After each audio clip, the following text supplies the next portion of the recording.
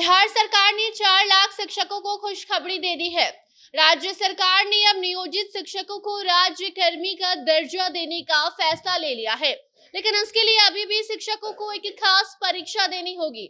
अगर वो परीक्षा शिक्षक एक बार में पास करते हैं तो ठीक है, क्योंकि नियोजित शिक्षकों को परीक्षा 3 बार देने का मौका दिया जाएगा और तीनों बारी में अगर शिक्षक परीक्षा पास नहीं कर पाते हैं तो फिर वो राज्य कर्मी का दर्जा भी नहीं पा सकेंगे और उनकी नौकरी भी चली जाएगी। लगातार शिक्षकों द्वारा ये मांग की जा रही थी कि उन्हें राज्य कर्मी का दर्जा दे दिया जाए।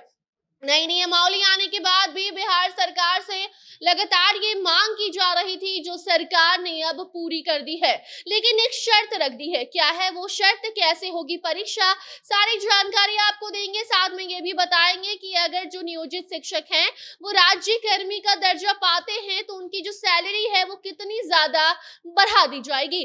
बताते हैं सब कुछ आगे रिपोर्ट में। अब नमस्कार, आप जनता जंक्शन देख रहे हैं और मैं आपके साथ वंदना पांडे, कैमरा पर्सन विशाल के साथ। देखिए, चुनाव में भले अभी 1 से 1.5 साल का वक्त है, लेकिन चुनावी लॉलीपॉप अभी से राज्यवासियों को सरकार देने लगी है। ऐसा कहने के पीछे कारण ये है कि महीनों से लगातार नियोजित शिक्षकों द्वारा मांग की जा रही थी कि उन्हें राज्य कर्मी का स्पेशल दर्जा दे दिया जाए, उनका जो वेतन है वो बढ़ा दिया जाए, लेकिन अब जाकर शिक्षकों की मांग स्वीकार कर ली गई है। आपको बता दें कि बिहार लोक सेवा आयोग यानी कि बीपीएससी की शिक्षक भर्ती परीक्षा देकर जो अस्थायी शिक्षक बनेंगे, ठीक उन्हीं की तरह दर्जा नियोजित शिक्षकों को भी मिलने वाला है।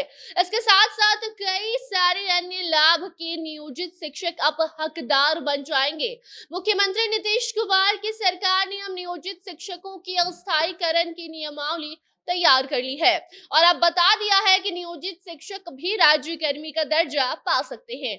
बिहार के 4 लाख नियोजित शिक्षकों को राज्य कर्मी का दर्जा मिलने का रास्ता अब साफ हो गया है।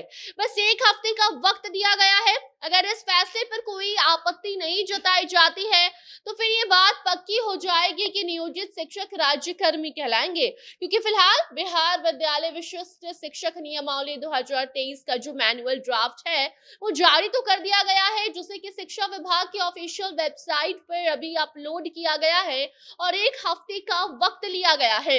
अगर एक सप्ताह के भीतर इस पर कोई खास आपत्ति नहीं जताई जाती है तो ये नियमावली लागू कर दी जाएगी, जिसके बाद 4 लाख नियोजित शिक्षकों को एक विशेष तरह की परीक्षा देनी होगी और परीक्षा पास करते ही बीपीएससी से बनने जा रहे अस्थायी शिक्षकों की तरह सारे फायदे नियोजित शिक्षकों को भी मिलने लगेंगे। मगर इस अस्थायीकरण को पाने के लिए शिक्षकों को एक नई नियमावली के अनुसार परीक्षा देनी होगी। इस परीक्षा को पास करने के लिए नियोजित शिक्षकों को 3 मौका दिया जाएगा। अगर तीनों बार में ये शिक्षक परीक्षा पास करने में असफल रहे तो उन्हें सेवा से हटा दिया जाएगा, यानी कि उनकी नौकरी चली जाएगी। और अगर पास कर जाते हैं परीक्षा तो फिर राज्य कर्मी का दर्जा उन्हें मिल जाएगा।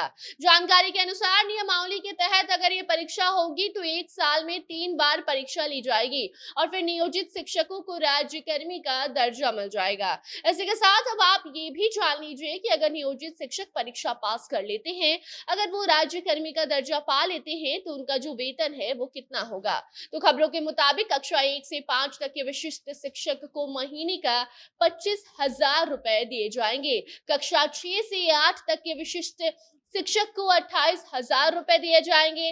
कक्षा 9 से 10 के स्पेशल जो शिक्षक होंगे जिन्हें राज्य कर्मी का दर्जा मिलेगा, उनकी जो सैलरी होगी वो 31,000 रुपए होगी। तो वहीं कक्षा 11 से 12 तक के विशिष्ट शिक्षक को 32,000 रुपए महीने की सैलरी दे दी जाएगी। बाकी अब देखना ये होगा कि 1 सप्ताह के अंदर कोई आपत्ति इस नई नियमावली पर जताई जाती है या फिर इसे लागू कर आगे राज्य के 4 लाख नियोजित शिक्षकों को उसका फायदा दिया जाता है।